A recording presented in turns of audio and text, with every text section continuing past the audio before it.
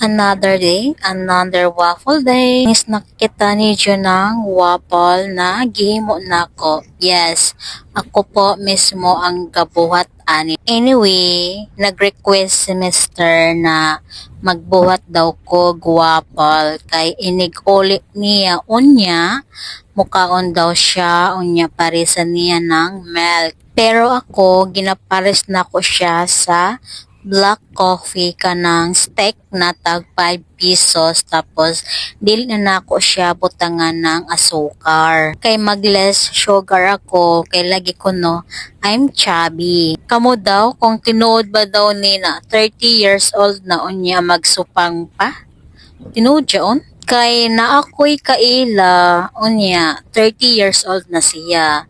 Tapos, I always ask na, ngano, sige magkagaw, sige kag-crave. Ingon siya, nagsupang kuno siya, ha? Or basi sa tagbitok rano, nedra ng porgahon, basi ba dya, nandagko na dyan mga alaga sa tidya na nid na ipagawas.